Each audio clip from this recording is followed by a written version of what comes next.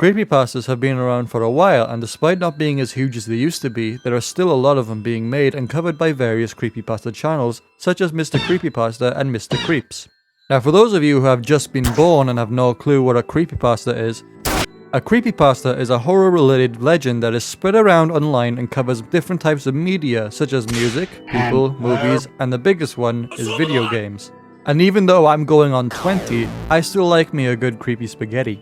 But without a doubt, the new stuff won't have as much of an impact on me as the old classics like Godzilla, Ben Drowned, and I Hate You. But even with them making me scared to click on a link that has the letter B, none of them made me quite as scared as the good old Sonic.exe creepypasta. Now as a Sonic fan back then and to present day, Sonic.exe genuinely made 12-year-old me terrified, which is stupid for me to say, but I ain't afraid to admit it. So for this scary season, I have decided to go over the life cycle of Sonic.exe and see where it is right now.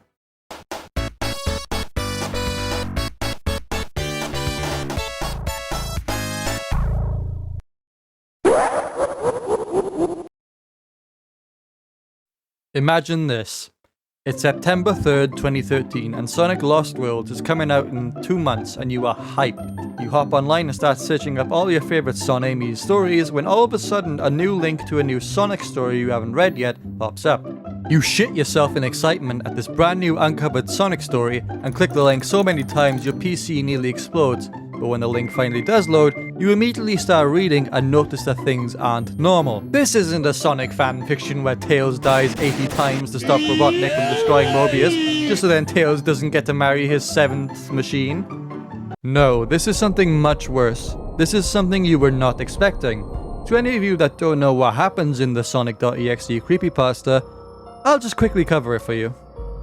Okay, so basically there's this guy called Tom, right? And he loves Sonic, and his friend who hasn't seen in a while sends him a disc asking him to smash it, but it's a Sonic disc. So he plays it instead, and the game Sonic is like normal at first. And then he's all red eyes and shit and killing his friends. Then he comes through the monitor or something and tries to kill Tom. But it's unsure if Tom lives or dies until Sonic asks if he's ready for another round. Now that you're all caught up on the Sonic.exe lore, let me tell you that the creepypasta wasn't actually that popular or well received when it came out. In fact, it was so bad that it got booted from the creepypasta website, so the creator, who I won't name because of certain controversies with him, got upset and uploaded it to a trollpasta website, but even then it got fucking taken down, so we uploaded it to another trollpasta site, which, let's be honest, is most likely malware infested, until finally the creepypasta got something that changed its course forever.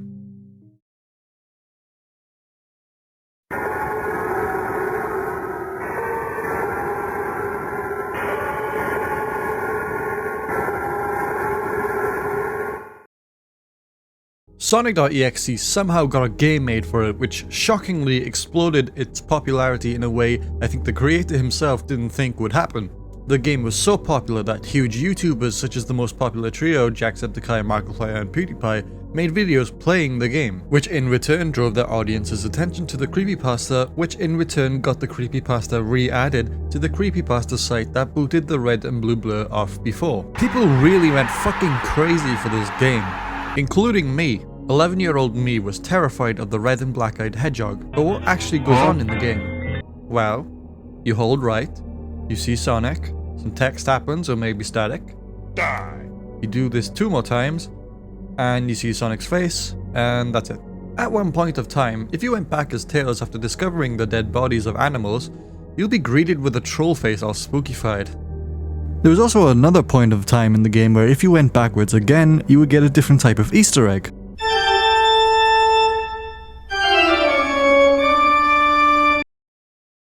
Even though the game is so simple, it also gave way for some channels to be made popular, but the biggest channel to grow from this one simple game is the man himself, Luigi Kid, who still makes EXE content to this day and even has a yearly challenge specific to the EXE genre where you can win cash money. This little guy has seriously made an impact on creepypasta's main identity, with multiple spin-offs of other games and shows being .exe themselves, which gave birth to the .exe category. But after a while, Sonic.exe started to go down in popularity along with the other classics of Creepypasta until October 31st, 2015, when the internet was graced with the unofficial sequel known as Sally.exe, which was essentially just a retelling of Sonic.exe, but with Amy, Cream, and Sally, with a different jump scare at the end. And also, a command that gets the name of your PC to show up when playing the game.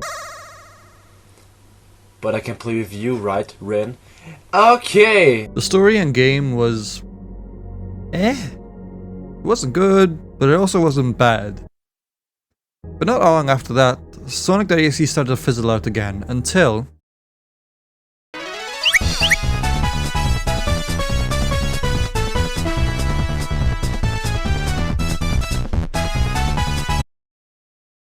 Not too long after the release of Sonic.exe, people tried making their own versions of the little guy, such as Zelda.exe, Kirby.exe, Mario.exe, Sam.exe, exe.exe, but all of them had the same formula. Press start, something scary happens, the game isn't like the original, you walk right, spooky, die, repeat, end. The genre was really starting to become oversaturated.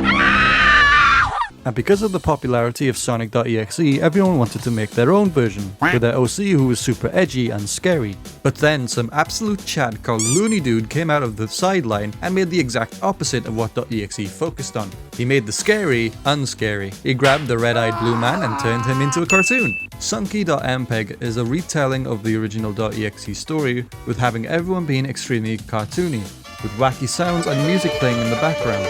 Tails has been replaced with Tails, Knuckles has been replaced with Knickknacks, and Robotnik has been replaced with Robotnik. And finally, the main man, the Big Squeeze, the Big Don, Sunky. Hi. This was definitely the first time someone took the super serious and super scary lore of Sonic.exe and turned him silly. And he also got another wave of popularity in modern times, but not yet! We still have something else to discuss before that one.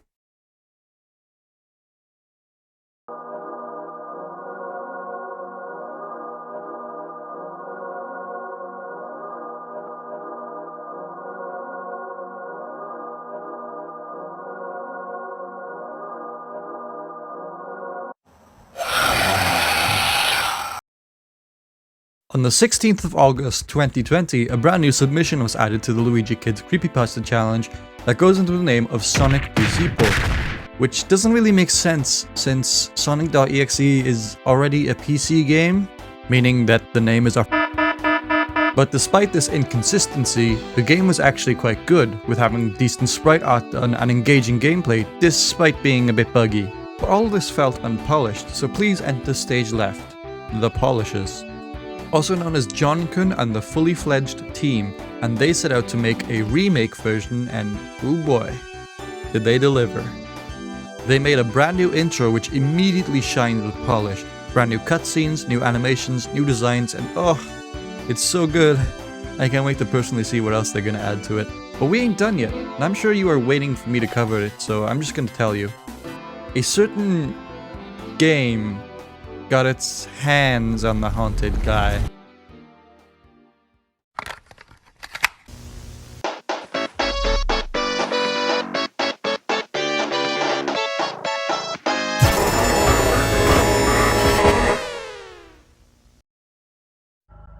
Friday Night Funkin', or FNF as I will be calling it throughout this video, needs no introduction since it's so popular. I'm sure that every Facebook mom is one switch away from writing a blog post about how the game should be banned from the internet. The Funkin' crew really went ahead and made a simple game for a game jam that somehow blew the hell up. After blowing up, people decided to take the blue-haired midget and put him in different scenarios. They put him against a bomb guy, a Christian and a Russian, a clown from Nevada, and so much more. So it didn't take long for our little guy to end up in the game itself. And finally, on August 22nd, the world got their hand on the Blue Bastards mixtape. And holy damn was it filled with some fire.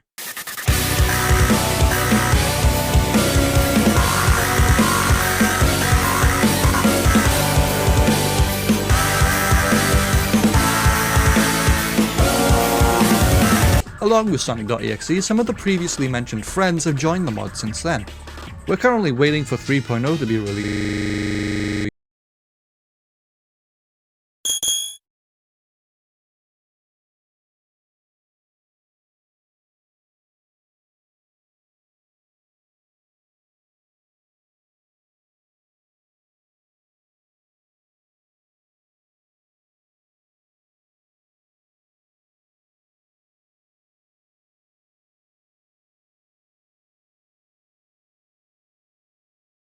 But to end things off, how about we talk briefly about an entry that I genuinely believe to be the most terrifying of the entire franchise so far.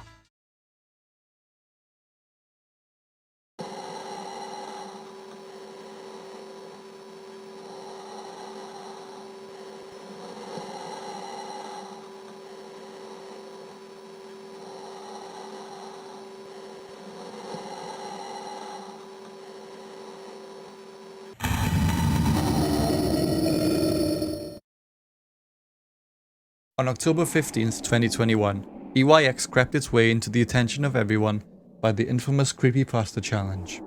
Luigi Kid really out here making the new creepypastas for the newer generation, but despite it being made for a simple challenge, no one was prepared for the horrors contained in this game. The game, unlike the rest, is horrifying. Just look at it! Look at it! If 12-year-old me saw that today, he'd drop the Sonic franchise in a snap. The artwork is so goddamn amazing, and so are the scares. But I'm not going to be fully covering it in this video. This game deserves its own video to stand out from the other EXEs that I talked about in this one. So for now, just know that this game is very terrifying, and I will make a video covering it. Who knows, maybe it would have been updated 3 days before I finished making this video for it, and being forced to restart.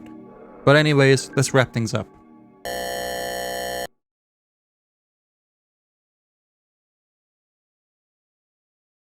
Looks like someone is forgetting something.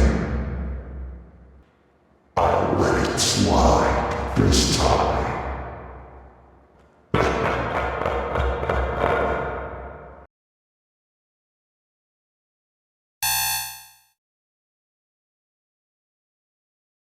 Sonic.exe went from one of the most shitted on joke of a creepypasta ever to be one of the most recognizable creepypastas out there.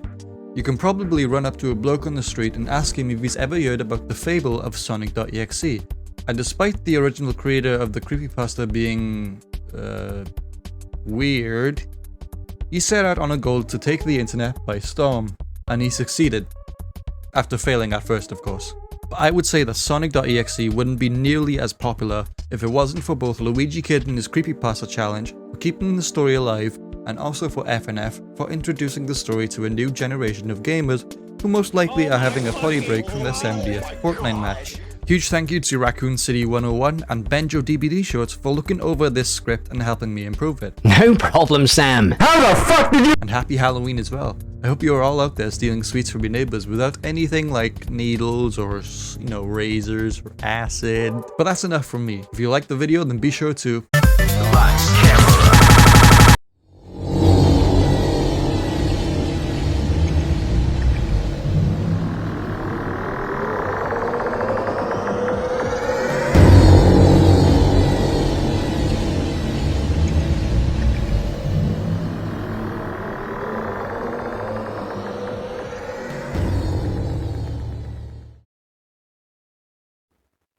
You can't escape me, Sam. I will get you.